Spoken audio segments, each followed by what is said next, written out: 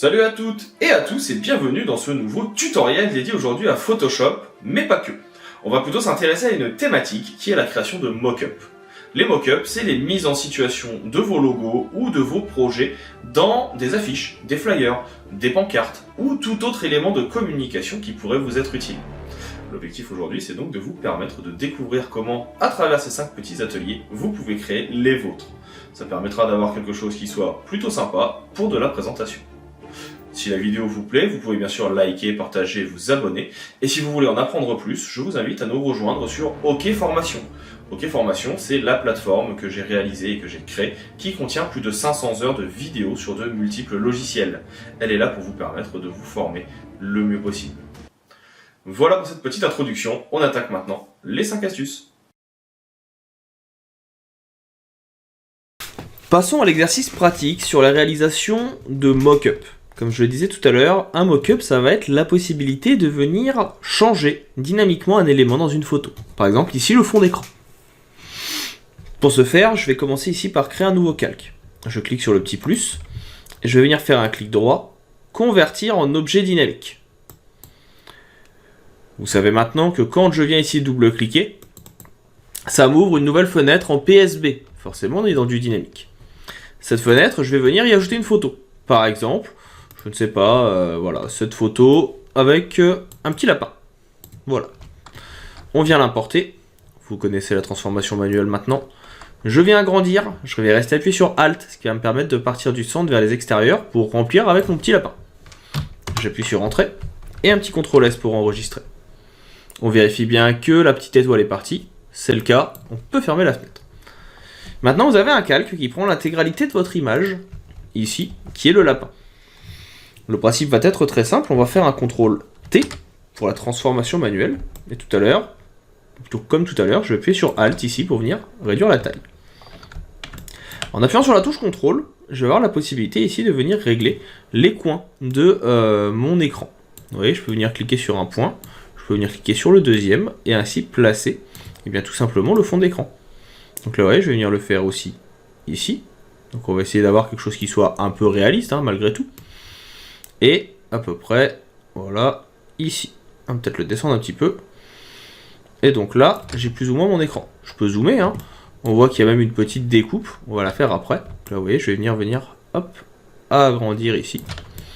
D'un côté, de l'autre également. En termes de ligne droite en bas, ça me paraît bien. En haut aussi. Je vais juste venir maintenant baisser l'opacité. Pourquoi? Tout simplement pour venir faire l'arrondi. Donc pour faire l'arrondi, je vais tout simplement ici venir prendre mon outil rectangle arrondi.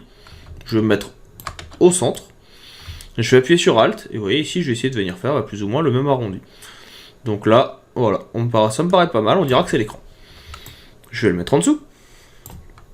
Et si maintenant je remets l'opacité ici à 100%, si je viens faire ce qu'on appelle un masque d'écrêtage, j'appuie sur la touche Alt, et ici, je viens tout simplement, vous voyez, hop, modifier mon écrêtage pour que ma photo n'apparaisse que dans le rectangle qui est en dessous. Ce rectangle, je vais pouvoir venir l'adapter, et la photo également. Donc là, ici la photo, par exemple, je me rends compte qu'elle est un peu basse, donc je vais juste venir, en transformation manuelle, la replacer un peu plus haute. On va venir également l'agrandir pour qu'elle fasse l'intégralité de notre forme, et qu'en bas aussi. Si je trouve que c'est pas assez bien, n'oubliez pas, vous pouvez venir modifier ici aussi le rectangle. Donc là, peut-être qu'en fait, il faut qu'il soit un peu plus par ici. Voilà, ici peut-être un peu plus par ici. Là, ça me paraît bien. Si je dézoome, que je fais un petit CTRL H, on peut voir la photo, et on voit donc le fond d'écran est changé. Si maintenant je redouble-clique ici sur mon PSB, je peux aller chercher une autre photo. Par exemple, la photo ici avec de la neige. Je viens l'agrandir, un petit CTRL S comme on a déjà vu, et de cette façon, il vient remplacer.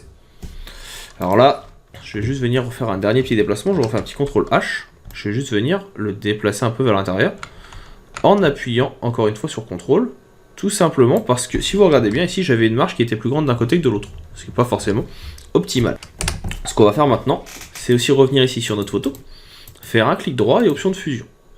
Et ici, on va pouvoir venir, par exemple, mettre une petite lueur interne. Donc je cherche, j'ai lueur interne qui est ici. Là, pour l'instant, elle est en bleu. Moi, je la veux en blanc. Voilà. On va venir zoomer un petit peu.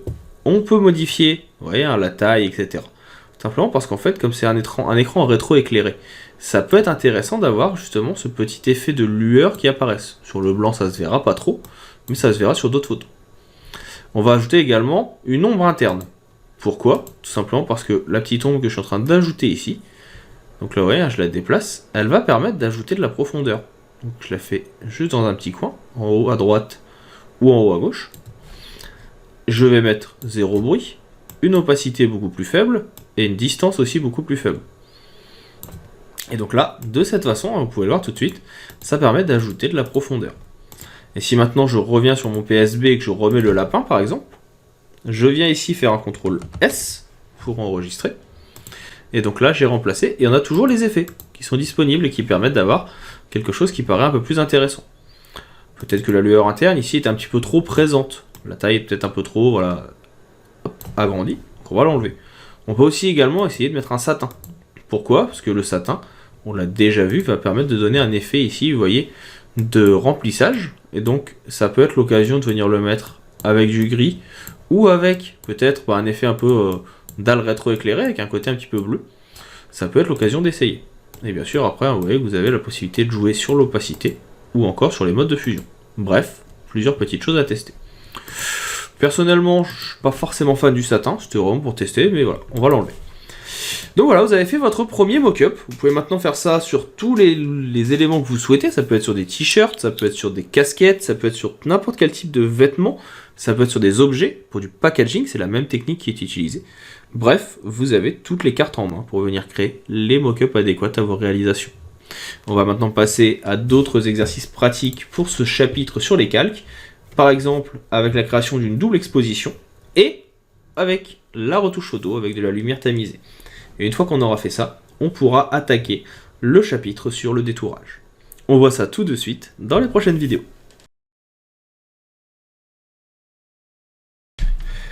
Passons maintenant à la mise en place de votre propre mock-up.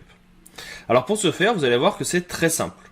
Je vais commencer ici par venir faire un rectangle qui va reprendre plus ou moins la forme ici de notre affiche.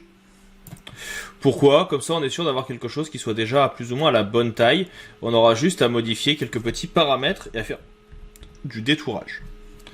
Donc là, je vais faire un petit clic droit, transformer la sélection pour venir adapter au mieux. Voilà. N'oubliez pas d'appuyer sur la touche Shift pour pouvoir venir modifier, hein, c'est comme pour les transformations. Et si vous appuyez sur la touche CTRL, vous pouvez même venir placer votre sélection exactement comme vous voulez. Donc là j'essaye d'avoir un maximum des 4 points. Si c'est pas totalement droit, de toute façon ça s'adaptera par la suite. J'appuie sur la touche Entrée, je vais créer un nouveau calque. Et avec l'outil pot de peinture, que vous connaissez maintenant, je vais juste remplir de blanc. On va ensuite venir faire un clic droit et convertir en objet dynamique. De cette façon, si maintenant je viens double-cliquer, j'ai ici la possibilité de venir modifier mon affiche. Je vais faire un petit CTRL A. On avait déjà dans la vidéo précédente enregistré et appliqué notre photo. Donc comme ça, j'ai tout aplati. Je fais un CTRL V et je viens coller. Donc là, je viens réduire la taille. Comme on l'a fait sur le mock-up qu'on a téléchargé précédemment, on adapte. Donc là, si je déforme un petit peu en appuyant sur Shift, c'est pas trop grave, hein, c'est vraiment pour la présentation. Même s'il y a un petit effet d'aplatissement, je survivrai. J'enregistre avec un CTRL S. Et là, si je reviens avant, on a donc notre affiche qui est maintenant donc dans le mock-up. Si vraiment le rendu ne vous plaît pas parce que c'est trop déformé, vous revenez ici et vous voyez, hein, vous revenez donc en arrière, CTRL Z. Donc là, petite échappe, CTRL Z et on vient réadapter. Donc ça peut aussi être le cas si on veut par exemple avoir vraiment quelque chose qui soit droit. Par contre, il faudra soit venir couper quelques parties, soit venir retravailler le tout pour que ça s'adapte. Donc là, ça peut être l'occasion aussi de laisser un contour blanc un petit peu partout comme on l'a fait tout à l'heure. À vous vraiment de définir comme vous voulez que ça soit mis en place. Si vous ne souhaitez pas déformer l'image, là je vais la sélectionner. Je vais faire un petit CTRL A qui me permet de sélectionner l'intégralité de mon image et je vais juste centrer verticalement et horizontalement. Et donc là, si j'enregistre de nouveau, hop là, on a donc la photo qui s'adapte. Autre petite chose maintenant, c'est que ici notre carré qu'on a fait tout à l'heure un peu vite, il n'est pas forcément placé exactement comme on voudrait. Donc on va faire un petit CTRL T Et en appuyant sur la touche contrôle, on va pouvoir venir adapter les points. Et là, c'est le principe, c'est vraiment de venir adapter au maximum les différents points pour que ça rentre exactement dans le cadre, dans un premier temps. Une fois que ça c'est fait, donc là on est plutôt pas mal, on va voir ici déjà que notre affiche elle n'est pas totalement droite. Donc ça, bon, c'est pas grave, on peut toujours venir remodifier ici, hein, c'est dû au fond qu'on avait fait à la base. Donc ça, on peut toujours venir modifier. Pour ça, c'est parce qu'en fait on a pris comme rapport ce qui est blanc. Pour corriger ce défaut, et bon en fait on va juste tout mettre en blanc sur une nouvelle photo. J'aurais dû y penser avant, ça m'apprendra. Donc là, CTRL D, CTRL S. Et donc là, si vous revenez ici, vous voyez que la fiche n'est plus droite. Donc là, ça va vraiment maintenant vraiment la remettre droite. Comme ça, on aura vraiment quelque chose qui sera centré dans la composition. Là, c'est un petit détail que j'avais oublié au début. Voilà. Et là, on est pas mal. On peut enregistrer avec un petit CTRL S, c'est toujours utile, hein, n'oubliez pas, vous avez donc le format qui apparaît ici. On enregistre sur l'ordinateur. Je vais l'appeler ici donc dans tuto. Hop, on va l'appeler. Hop, affiche PSD Mockup. Voilà, comme ça on l'aura. Ce qui va être intéressant, ça va être de venir aussi couper un petit peu les doigts. Donc là, on va mettre un petit masque de fusion que vous connaissez. Et je vais venir sélectionner les 10 doigts avec une sélection rapide. Baissez un petit peu le fond de votre forme de façon à les voir apparaître. Et là, on va juste venir zoomer. Donc là, en se mettant sur la photo de fond et non pas sur celle du détourage. Et là, je viens juste sélectionner les doigts assez rapidement. Vous voyez, ça va assez vite. L'outil est quand même assez performant pour ça. Donc, autant en profiter. Donc comme ça, ça permettra de les faire dépasser. Et on va faire la même chose de l'autre côté. Donc là, je sélectionne le doigt. Le suivant. Le petit bout d'ongle qui va bien. Un petit CTRL Z si vous avez été un peu trop loin. Si le détourage n'est pas parfait. On remet notre opacité ou notre fond à 100%. Ici. Je prends mon pinceau. J'appuie sur X pour mettre du noir. Je me mets sur le masque de fusion. Et donc là, donc j'ai X pour mettre du noir. Et donc là, je peux venir effacer de façon à faire réapparaître les doigts par-dessus. Ce qui va manquer et qui peut être intéressant, c'est un petit peu d'effet aussi. Donc là, je vais faire un clic droit et option de fusion. On va venir dans les effets de style que vous connaissez. Et moi, ce que je vais importer ici, c'est une ombre interne. La petite ombre interne qu'on va venir ajouter. On peut la déplacer. Ça va permettre de venir ajouter un petit peu d'ombre justement sur notre composition. Donc là, je la déplace moi-même. Je vais baisser un peu l'opacité, je vais augmenter un peu la taille pour créer un effet de flou. On baisse l'opacité, et donc comme ça, on a vraiment un effet de relief, comme si notre photo était dans le cadre. Ça ajoute un petit peu de réalisme, donc autant en profiter. Et puis après, vous avez aussi la possibilité de rajouter un effet sur le cadre.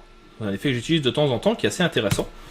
On va créer un nouveau calque, on va venir l'appliquer sur l'effet en dessous, donc sur l'affiche, et je vais venir tout simplement prendre un dégradé.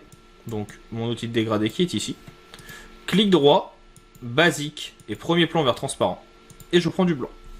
Et là je vais faire un petit dégradé qui va aller vers le bas. On baisse un petit peu l'opacité. Et donc vous voyez que ça permet d'ajouter du relief. Bien sûr, vous pouvez venir également faire la même chose dans l'autre sens. Petit CTRL J pour dupliquer. On appuie sur Alt pour écrêter, vous connaissez maintenant. Et on va juste inverser le sens. Et le mettre dans l'autre sens justement. Et donc ça permet de venir donner cet effet qui apparaît, qui va permettre de créer des effets de reflets. À vous de voir suivant vos envies et vos besoins. Et une fois que cela est fait, vous avez votre mock-up. Et à tout moment, maintenant, vous pouvez venir changer. Vous cliquez, vous allez chercher une photo si vous voulez mettre une photo dans le cadre. Donc ici, je vais récupérer un fichier source, affiche, image.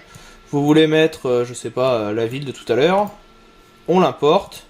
J'ai été trop vite, voilà. Elle apparaît, là on peut la laisser en fond, je fais un petit CTRL Z, importer, et si vous regardez maintenant dans votre mockup, elle apparaît en fond.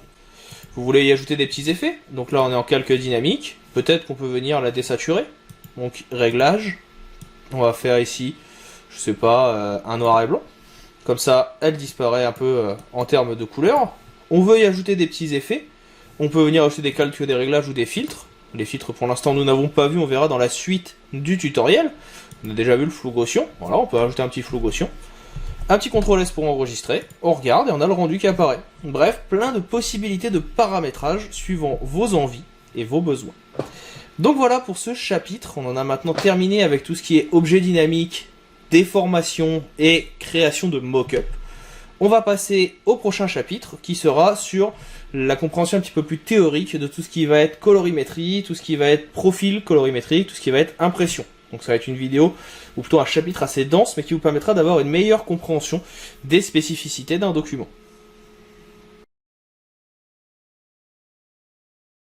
Passons donc à la dernière partie, cette fois sur Illustrator. Le principe est relativement simple, comme vous allez voir. On va aller chercher dans notre bibliothèque les mock-ups que l'on a préparés sur Firefly, qu'ils soient sur le site ou sur Photoshop. Donc moi je les ai rangés dans Tuto Test. On va avoir ici quelques instants le temps de les récupérer. On va avoir par exemple donc notre tasse qu'on avait déjà intégrée et qu'on avait déjà vu un peu plus tôt. On avait notre t-shirt qu'on va pouvoir venir également utiliser. Et puis on avait la casquette que je vais pouvoir également paramétrer et mettre un peu plus loin. Donc là, on a bien nos 3 éléments. Maintenant, on aimerait venir y apposer tout simplement nos petits logos. Alors là, pour le logo, je vais reprendre celui que je vous ai présenté tout à l'heure, qui a été réalisé dans une autre formation, mais je profite de l'avoir sous la main. Et donc, je vais aller le chercher ici, et on va venir l'intégrer. Soit en blanc, soit en noir, soit en couleur. On va prendre ici plutôt la couleur dans un premier temps. Je vais faire un clic droit et je vais venir importer une copie. Pourquoi? Tout simplement pour l'avoir en vectoriel. Et donc l'idée c'est que j'en veux une version ici, qui sera un petit peu plus petite que je pourrais intégrer sur la casquette, une version qu'on pourra mettre sur le vêtement, et une version qu'on pourra mettre ici sur notre tasse. On réduit pour que ça soit à peu près à la bonne taille. Et le principe est relativement simple. Vous sélectionnez vos éléments vectoriels et votre élément photographique, et vous avez ici un bouton qui va s'appeler Créer maquette. Vous pouvez également passer par Objet, Maquette et Créer une maquette. Automatiquement, le logiciel va reconnaître les différentes luminosités, les différents contrastes de votre photo et va vous proposer automatiquement la possibilité de venir y intégrer votre logo. Et vous voyez que ça s'adaptera automatiquement à l'objet. De la même façon, il vous propose déjà des images préenregistrées. Des carnets, des images de cartes de visite, mais également des vêtements. On retrouve une casquette ici, des packaging, ou alors encore des appareils numériques. Ça permet de visualiser votre logo sur différentes choses. Et vous pouvez même venir le déplacer, vous voyez qu'il reconnaît le fond, il reconnaît les différentes parties et il s'adapte. Et ça marche aussi bien donc sur la tasse que sur le vêtement. Ici, je peux venir faire un clic droit également et créer une maquette. Vous voyez qu'il y a plusieurs façons de le faire. Chacune amène à la même finalité. Donc, pas d'inquiétude, choisissez juste la façon de faire que vous préférez. Vous verrez que ça sera déjà un petit peu plus optimal. Et donc là, on verra que par exemple, sur cette version, notre logo, que je viens resélectionner ici et que je vais vouloir adapter. Alors si je le sélectionne pas bien, ça marche moins bien, justement. Donc si jamais vous n'arrivez pas à le sélectionner, vous pouvez rentrer dans la maquette directement et sélectionner uniquement donc l'objet. Et ne faites pas comme moi un double clic comme je viens de le faire. Voilà, et là vous allez pouvoir alors venir le déplacer. Et vous voyez qu'il va s'adapter également parfois au pli. Si ce n'est pas parfait, vous pouvez passer par le panneau aspect. Vous sélectionnez ici votre élément, vous êtes dans aspect. Et dans aspect, vous pouvez y ajouter par exemple également un effet d'incrustation ou d'éclaircie. Ou tout simplement un effet de produit, qui est ici le plus intéressant, parce que vous voyez qu'il va permettre de lier également votre élément avec les différents reliefs et les différentes transitions de votre t-shirt. Vous pouvez, si vous le souhaitez, réduire votre logo. Vous restez appuyé sur la touche Shift pour garder l'homotétie. Et puis bien sûr, vous pouvez venir ainsi l'adapter. S'il faut, vous pouvez même le mettre dans le fond, vous pouvez le mettre sur les fleurs, sait-on jamais. Mais en tout cas, vous avez votre mock-up qui a été créé intégralement ici en IA avec votre logo. Et pareil pour la casquette, on sélectionne. On peut venir, en sélectionnant ici les 2 éléments, directement dans maquette, créer une maquette. 4e façon et 4e bouton existant que vous pouvez utiliser. Et ainsi, vous allez pouvoir venir faire votre dernier mock-up. C'est vraiment clé en main. C'est beaucoup plus simple que ce qu'on faisait avant, qui était parfois extrêmement long. Là, c'est beaucoup plus simple. Vous pouvez l'adapter. Vous voyez que le logiciel arrive à définir les directions, arrive à définir ce qu'il doit mettre en place. Vous pouvez le faire tourner pour avoir exactement dans le bon ordre. Vous pouvez réduire la taille, Bref, c'est vraiment un outil clé en main qui est là pour vous accompagner et vous permettre une présentation optimale. Voilà pour cette dernière petite partie. On va maintenant passer à la conclusion de cette formation. Je vous dis à tout de suite dans la dernière vidéo. Passons donc à notre petite astuce Photoshop. Je ne sais pas si vous êtes au courant, mais il est possible dans Photoshop de venir intégrer de la vidéo. Et il est possible également, certains l'ont déjà vu, de venir faire ce qu'on appelle des mock-ups, c'est-à-dire des simulations où on va pouvoir venir changer l'intérieur d'un écran. Et bien aujourd'hui, on va fusionner les deux techniques, comme je l'expliquais en introduction, en venant ajouter dans cet écran d'ordinateur une vidéo. La première chose que je vais faire ici, c'est déjà venir ouvrir mon menu montage. Donc vous voyez que moi il apparaît en bas. Si vous n'avez pas cet onglet, vous faites fenêtre et vous avez montage. Et moi je vais créer un montage vidéo qui va contenir à l'heure actuelle un seul calque, mon image. On va ensuite aller chercher une vidéo. Alors je vais chercher une vidéo qui est assez rapide, hein. C'est une vidéo de 4-5 secondes, mais pour le principe vous comprendrez, je pense. Alors, on va venir la sélectionner, la faire glisser dans Photoshop. Si j'appuie sur lecture maintenant, on voit donc, alors lecture c'est l'équivalent de entrée, puis la barre d'espace pour lancer la vidéo, on voit donc la vidéo qui se lance. Et l'idée, c'est que si vous regardez bien ici, cette vidéo, elle est en mode calque dynamique. C'est assez important, ça permettra par la suite de pouvoir venir modifier la dite vidéo. On verra ça dans quelques instants. L'idée donc ici, c'est que en début de vidéo, là vous pouvez augmenter votre timeline et vous pouvez l'agrandir avec ce bouton qui est ici, donc qui permet de rendre la timeline, donc la ligne du temps de votre vidéo, plus grande de façon à ce que ce soit un peu plus visuel. Et l'idée, ça va être de venir prendre l'outil déplacement qui est ici. Pensez bien à cocher option de transfert en haut pour avoir les contours, et on va venir placer notre vidéo tout simplement dans notre écran. Donc ici, si vous appuyez, vous avez le menu d'importation qui réapparaît. Forcément, on est sur une vidéo en dynamique, et donc là si je déplace, vous voyez que l'homothétie, le rapport longueur-largeur reste de 1, c'est-à-dire qu'il reste égal. Pour pouvoir déplacer un seul et unique point, il suffit d'appuyer sur CTRL ou commande si vous êtes sur Mac. Et l'idée ici maintenant, ça va être de venir placer les points de ma vidéo dans les 4 coins ici de mon écran. Je vais zoomer un petit peu pour que ce soit un peu plus précis. Donc là, j'ai zoomé avec la molette, mais vous pouvez vous utiliser le raccourci CTRL plus ou CTRL moins. Et donc là, j'essaye d'adapter pour que ça rentre exactement dans mes 4 coins. Pour avoir plus de visualisation, vous pouvez faire un CTRL H qui va permettre de cacher, ici vous voyez, les repères. Donc là par exemple, je suis un peu trop bas, je vais remonter. Petit CTRL H, et je peux faire le tour pour voir. Donc là, ça me paraît pas mal. Et déjà maintenant, si je me remets, après avoir fait un petit CTRL H et appuyé sur Entrée, sur le début de la vidéo, et bien vous voyez que votre vidéo s'adapte à l'écran. Là je l'ai fait rapidement. Alors forcément, c'est pas forcément le plus parfait du monde, mais vous comprenez le principe. Vous voyez qu'il y a un petit peu de mouvement, un petit peu de déplacement, ça c'était dû à la vidéo de base. Ce que j'aimerais, c'est que ça aille jusqu'au bout. Là, ma photo, par exemple, enfin ma vidéo, va jusqu'à 4 secondes 30. Donc, il manque un petit peu de temps. Et bien, je vais double-cliquer ici, dans mon élément. Je vais agrandir la zone de travail. Là, vous le voyez. Et ce qu'on peut faire, c'est venir peut-être importer une autre vidéo. Pour cela, soit vous faites glisser, soit vous faites fichier, importer. Donc, importer et incorporer. On va prendre une autre vidéo, on va prendre par exemple la PDF qui est ici, et on l'intègre dans la vidéo. Et l'idée, ça va être que là, si je dézoome, vous voyez qu'on a le temps qui est réduit, je peux venir déplacer mon élément pour qu'il aille un petit peu plus loin. Et on peut même venir le mettre sur la même timeline. L'idée étant que j'aille jusqu'à 4 secondes 30. Donc là, je vais un petit peu plus loin.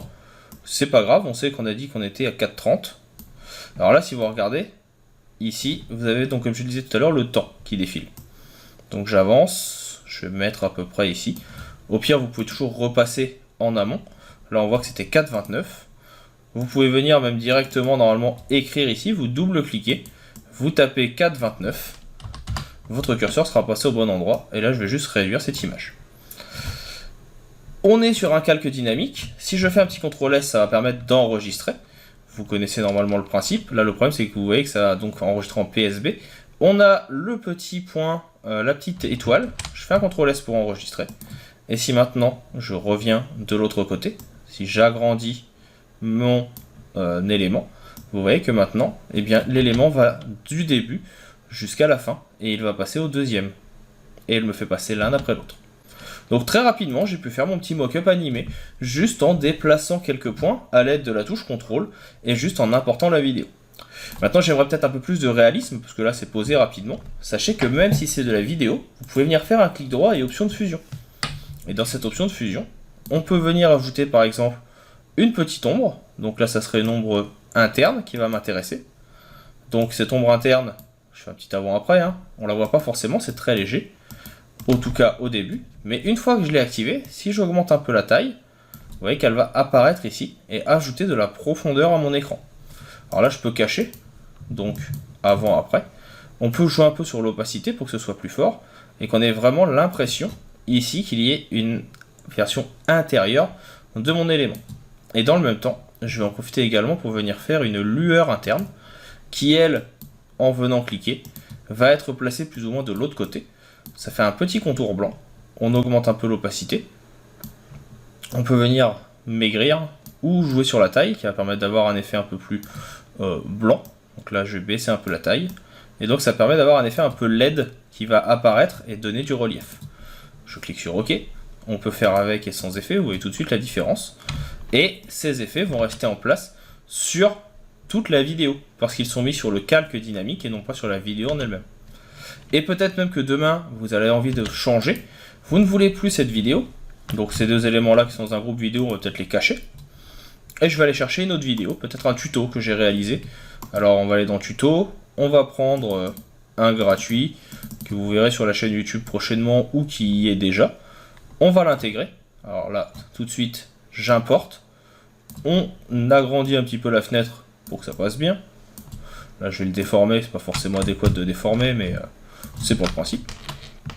Cette petite île, je la mets au début. On veut que la vidéo, elle ne fasse que 4 secondes, donc on n'a pas besoin de quelque chose qui soit aussi grand. Donc là, je vais venir sélectionner, on va réduire, on agrandit. Donc là, c'est un peu long entre guillemets, mais voilà. Moi, ce que je veux, c'est juste avoir cette petite partie. Donc là, je vais l'agrandir un peu, je vais réduire ici, agrandir pour avoir un peu plus de matière. Tant qu'on est dans la vidéo, donc là vous voyez que c'est en vitesse réelle, ça me plaît pas forcément, j'aimerais bien avoir quelque chose d'un peu plus accéléré. Je vais augmenter la taille, je réduis, voilà. Et ici, en se mettant bien au début, vous avez un petit bouton, résolution, lire en boucle. Vous avez également la possibilité de venir faire un clic droit, définir des zooms, des panoramiques. Et il est également possible, en venant cliquer sur la petite flèche ici, de venir mettre des images clés. Ce n'est pas le sujet ici. Par contre, on va voir comment accélérer. Eh bien, on va venir ici double-cliquer dans notre vidéo. On retrouve encore une fois, hein, comme tout à l'heure, ici vous le voyez, votre calque en mode vidéo. Je vais faire un clic droit dessus et là vous avez la durée. Et là je peux venir augmenter la vitesse. Par exemple, je peux passer à 400. Et donc là vous voyez déjà on passe d'une vidéo de 7 minutes à 3. J'enregistre, petit CTRL S. On revient en arrière. Et là maintenant, la vidéo est en accéléré. Donc là tout de suite, c'est assez visuel, hein, on voit bien que ma vidéo est en accéléré. On va venir se mettre à peu près, hein, comme tout à l'heure, à 4,29. Donc je me mets au bout, j'agrandis. Après, même si vous agrandissez la photo et que la vidéo et que vous enregistrez avec un CTRL S, ce n'est pas grave. Si je reviens ici, eh bien ma vidéo a été changée. Elle est mise en place dans l'écran. Et comme on a défini que ça ne devait faire que 4 secondes 30, et bien au bout de 4 secondes 30, ça s'arrête. Mais vous pouvez très bien venir sélectionner vos éléments. Ici, j'appuie sur la touche CTRL et venir les agrandir autant que vous le souhaitez. Autant l'image fixe que l'image animée. Et vous voyez donc très rapidement que votre mock-up se met en place. Il ne reste plus qu'à l'exporter. Pour cela, c'est fichier. Alors que je retrouve exportation. Et vous avez rendu vidéo. Cela va ouvrir un nouveau menu. Vous choisissez votre rendu. Je vous conseille le Media Encoder H264. C'est un format qui est MP4. En termes d'image, vous pouvez vous rester à 24. Ça passe très bien 24 images par seconde. Ça permettra aussi d'alléger un petit peu le tout. Et vous enregistrez, vous avez votre vidéo. Et vous avez terminé votre mock-up animé. Donc voilà pour ce petit tutoriel, j'espère que ça vous aura plu et ça vous aura permis de comprendre les options de montage vidéo directement intégrées à Photoshop. Si vous avez des questions, la section commentaires est là pour ça, n'hésitez pas, allez-y. Si vous avez des remarques ou des demandes de tutoriels, je suis toujours preneur. Ou même si vous voulez m'envoyer vos rendus sur les réseaux sociaux pour que je les partage, que ce soit sur Insta, sur LinkedIn ou autre, allez-y, ça me fait toujours plaisir de voir des résultats suite à mes tutoriels. N'oubliez pas de vous abonner, je sais que 50% des gens qui regardent les vidéos ne sont pas abonnés, je le dis peut-être un peu tard dans la vidéo, mais sait-on jamais. Et puis, il ne me reste plus qu'à vous dire à bientôt, et à vous souhaiter une bonne continuation dans l'apprentissage du logiciel. Attaquons donc notre petite présentation. Alors, j'ai ici une planche de logo téléchargée sur FreePix, j'en utiliserai un qui sera par exemple le Hot Café. Je vais le sélectionner ici, en entier. Alors je vois que le texte est resté bloqué, voilà. Je sélectionne le tout, je le mets de côté, et je vais l'intégrer dans ma bibliothèque CC, qui est ici. Dans la bibliothèque CC, pour la faire apparaître, soit vous l'avez de base, soit vous allez aller dans Fenêtre Bibliothèque, qui est ici. Moi je vais venir la mettre dans Test, et je fais glisser le logo. Hop, s'il veut bien, voilà. De cette façon, il apparaîtra toujours ici. On va maintenant pouvoir attaquer Dimension. On va ici créer une nouvelle scène, tout simplement. Et on va venir y mettre nos différents éléments. La première chose que je vais faire, c'est venir mettre ici mon image de fond. Pourquoi? Tout simplement pour que vous compreniez un petit peu mieux d'où ça vient. Et surtout, je vais modifier l'angle ici de vision. Mon angle de vision, il sera vu de haut. Et pour changer, je fais tout simplement un clic droit. Je vais venir ajouter une photo en fond. Et cette photo, elle est ici, je la sélectionne et je la fais glisser dans Dimension. C'est donc mon image de fond. Là vous voyez que vous pouvez venir orienter comme vous le voulez votre grille, toujours, là je vais juste essayer de venir l'aligner au mieux. Donc là on est pas mal. On va ensuite venir ajouter différents éléments. Par exemple, je veux mettre un sac cadeau. Donc mon sac est ici. Je veux modifier sa direction. Donc là, pour l'instant, je suis avec l'outil de déplacement. Je ne peux pas déplacer ou modifier son orientation. Pour ça, il me faudra venir utiliser l'outil qui est ici pour passer, comme vous le voyez, en mode hop, rotation. Et là, je vais faire tourner mon sac. Donc, on va se mettre à un angle de 90. Hop, si j'y arrive. Voilà. Je vais reprendre mon outil de déplacement et je vais venir le relever pour qu'il soit présent sur la table. Là, vous voyez, il est présent, posé. Et si je fais un déplacement, on peut voir donc qu'il est bien déplacé sur ma base. Donc là, je viens le remettre comme je veux. Je vais pouvoir dézoomer avec ma molette pour placer mes différents éléments. Alors là, mon fond va peut-être être un petit peu grand. Donc, pas d'inquiétude. Au pire, vous pouvez le cacher pour l'instant et on reverra après comment l'adapter. Pour cacher, vous venez ici donc tout simplement coller et cliquer sur l'arrière-plan. Une fois que le sac est posé, on va avoir ensuite par exemple, je ne sais pas, un exemple de canette qui contiendra le logo par exemple, que je veux avoir debout. Donc je peux venir le placer à côté, comme ceci. Vous pouvez toujours venir déplacer à tout moment votre rendu, comme vous le voulez. Là par exemple, je peux mettre au-dessus, 2/3 ou autre. Ici, je voudrais changer la direction pour qu'on voit l'intérieur du sac. Je peux reprendre mon intérieur, et vous voyez qu'ici, je peux venir le faire tourner. Et en restant appuyé sur Shift, je vais faire une rotation de 45 degrés. Donc là, toujours en restant appuyé sur Shift, je peux déplacer. Je vais venir ajouter, pourquoi pas, un petit sac qui va contenir mes éléments. Donc je vais pouvoir venir le mettre à côté. Je vais pouvoir réduire sa taille avec le deuxième bouton qui est ici. Et tout en restant appuyé sur Shift, vous voyez que je peux réduire facilement la taille de celui-ci. On le déplace. Voilà. Donc, on va essayer de prendre la bonne flèche. On va lui faire une petite rotation, toujours en restant appuyé sur Shift. Et on va venir le descendre. Donc pour le descendre, c'est la flèche verte. Et là, on voit que je suis bien posé sur le sol. Et on va utiliser la flèche rouge et la flèche bleue pour le placer autrement. On peut également, bien sûr, ajouter d'autres éléments encore par la suite. Là, je le fais assez rapidement, je n'en place que quelques-uns. Mais je pourrais, bien sûr, aller même en chercher directement dans Adobe Stock présent sur Internet. Je pourrais même, pourquoi pas, venir prendre des fruits et légumes. Et par exemple ici j'ai une banane, et par la suite je pourrais très bien venir lui intégrer une matière, soit une matière déjà existante, soit vous verrez qu'il est également possible de venir créer vos propres matières. Alors, par exemple, je veux une banane en gélatine, et bien ma banane est en gélatine automatiquement. Bon là, ce n'est pas forcément ce qui va avec mon café, donc là je place mon élément suivant. On revient en cliquant ici sur les matières, je veux terminer avec, hop, par exemple, un sachet en papier. Hop, on va prendre un papier alimentaire. Donc le sac est ici. De la même façon qu'on l'a déjà déplacé tout à l'heure, voilà, moi je vais me mettre comme ceci, et le sac, on va venir le placer à cet endroit. Ce sac là ne me plaît pas forcément à l'endroit où il est, je vais venir le placer de l'autre côté, et on peut venir vraiment créer sa composition comme on veut. Alors, il existe bien sûr énormément de possibilités. Si vous souhaitez changer l'angle, je le rappelle, c'est ici. Donc là, j'aimerais que le sac soit un petit peu plus tourné vers moi.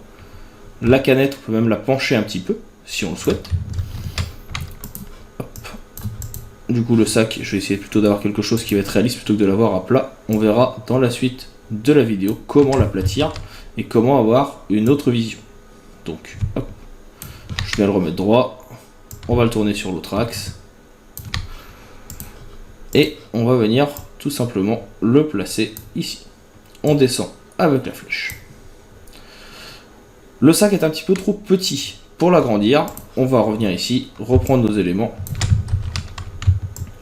Hop. Voilà. Et prendre un des angles ici en restant appuyé sur Shift. Je vois que j'ai trop baissé ma canette également. Donc faites bien attention aux petits détails.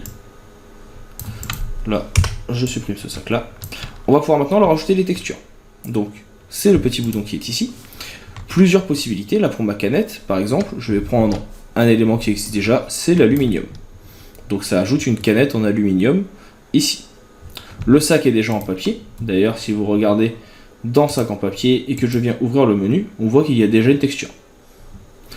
Le sac ici, je voudrais lui mettre une autre texture, par exemple une texture en cuir. Automatiquement, elle s'adapte. Là, vous voyez qu'elle va venir se mettre et sur le fond et sur le petit papier. Ça ne m'intéresse pas forcément. Pourtant, j'ai les deux ici. Donc, je vais venir cliquer sur sac directement et ouvrir le menu. Et là, je vais pouvoir venir placer ma texture uniquement sur mon sac. Donc là, je vais demander à ce que ce soit du cuir. Et il se met en place uniquement, comme vous le voyez, sur le sac et non plus sur la texture. Je peux bien sûr à tout moment venir recliquer sur la texture. On voit ici qu'il y a une couleur de base. Vous voulez que ce soit un petit peu plus vert, et bien vous pouvez venir changer cette couleur ici. Donc voilà pour cette image. On va avoir également donc celui-ci, le petit sac ici à cordon qui reste. Moi ce qui va m'intéresser c'est le sac en lui-même, donc je vais double-cliquer. Et on va changer la matière. On veut quelque chose d'un petit peu feutré. Donc je rajoute une texture en feutre. Cette texture, vous pouvez bien sûr la modifier à tout moment, avec la couleur qui est ici ou la couleur qui est ici.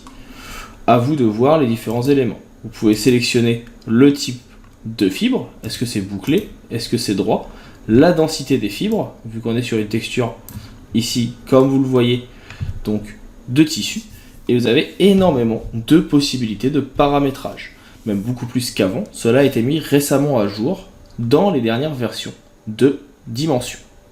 Si vous venez par exemple sur le cuir, maintenant que je sélectionne celui-ci, vous voyez que vous allez pouvoir sélectionner la rugosité, la couleur de votre cuir.